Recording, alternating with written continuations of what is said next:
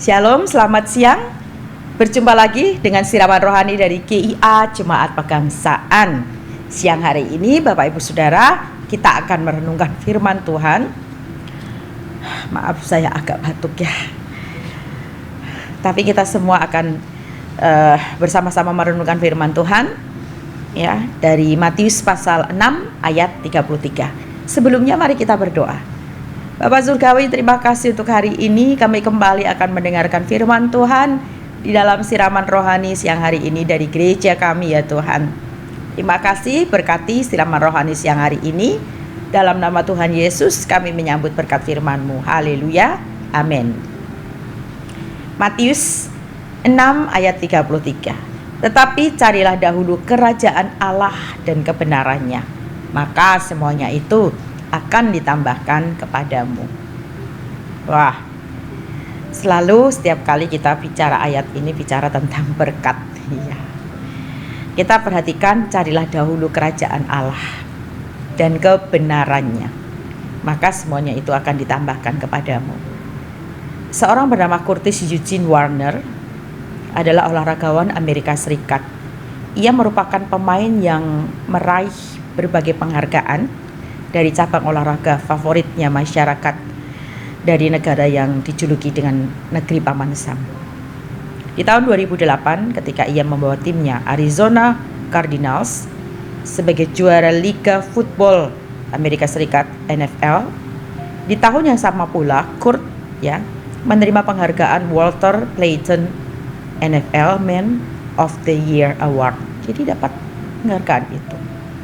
Dalam sebuah wawancaranya dengan sebuah media Kristiani Amerika Serikat, Curtis itu membuka rahasia mengenai kesuksesan yang ia raih. Ia katakan bahwa apa yang ia dapatkan selama ini adalah karena ia menempatkan Tuhan sebagai tempat paling pertama di dalam hidupnya. Jadi setiap hari ia bersama istri dan anak-anaknya mengambil waktu untuk saat teduh, kemudian mempraktekkan apa yang mereka baca pada hari itu. Curtis adalah salah satu contoh kisah hidup ya, saksi hidup bahwa kesuksesan dan kebahagiaan itu adalah bonus ketika dia setia dan jujur membangun hubungan dengan Tuhan.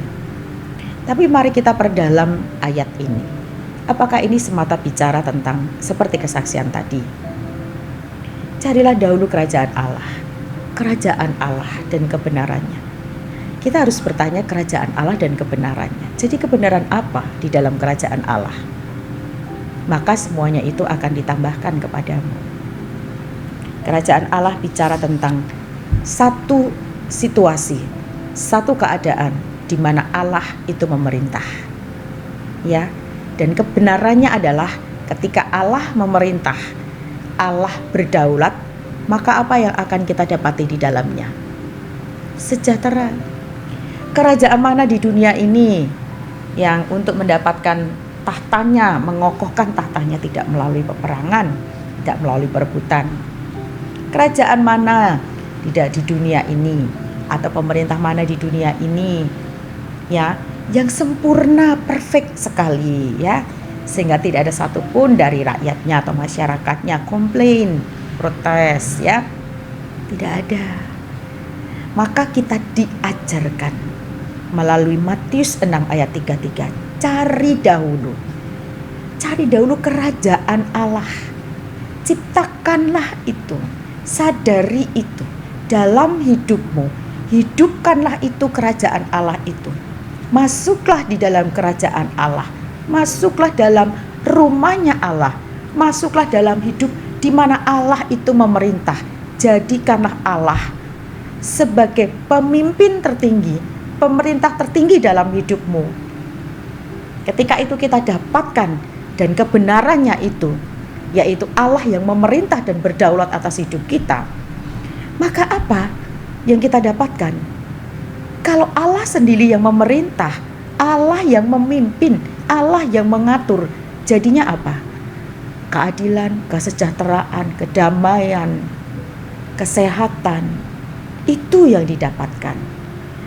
Maka ini adalah sebagai salah satu contoh saja ketika anak Tuhan, orang Kristiani dengan gaya hidupnya menempatkan Tuhan di tempat yang pertama. Artinya menjadikan Tuhan pemimpin di dalam hidupnya. Raja di atas segala raja, raja di dalam kehidupannya, dalam rumah tangganya, dalam profesinya, dalam studinya, dalam setiap langkah hidupnya. Maka semuanya, bicara semuanya adalah apa? Kebenaran. Semua yang ada di dalam diri Allah itu, kasih setianya, berkatnya, ya, penyertaannya, itu yang akan kita rasakan. Itu maksud ayat ini. Mari hari ini kita kembali diingatkan melalui kesaksian seorang olahragawan, dan juga mungkin banyak orang-orang yang lain menyaksikannya. Tapi lebih utama dari ayat ini mengingatkan kepada kita kembali agar di dalam hidup kita kejar yang namanya kerajaan Allah. Kita kejar yang namanya satu situasi di mana Allah kita tempatkan sebagai raja atas hidup kita. Amin. Tuhan Yesus memberkati. Mari kita berdoa. Bapa, terima kasih untuk hari ini. Jika hari ini kami masih dipimpin oleh diri kami sendiri, Tuhan, kami merancang apa yang akan kami lakukan kelak. Kami merancang apa yang akan kami lakukan dengan rumah tangga kami, dengan keluarga kami. Kami juga diatur oleh orang lain. Kami juga mengikuti perkataan orang lain. Kami nurutin perkataan orang lain. Bahkan mungkin motivator-motivator di luar sana, orang-orang yang memberikan nasihat-nasihatnya. Tapi kami melupakan Engkau. Hari ini kami mau belajar. Kiranya kami tidak melupakan Engkau. Bahkan kami menempatkan Engkau sebagai Raja kami, yang memerintah hidup kami, yang berdaulat atas hidup kami.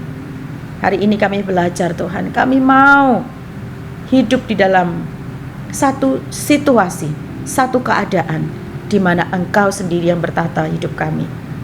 Engkau yang berdaulat atas hidup kami. Terima kasih ya Tuhan, kami mengucap syukur Engkau mengingatkan kami kembali.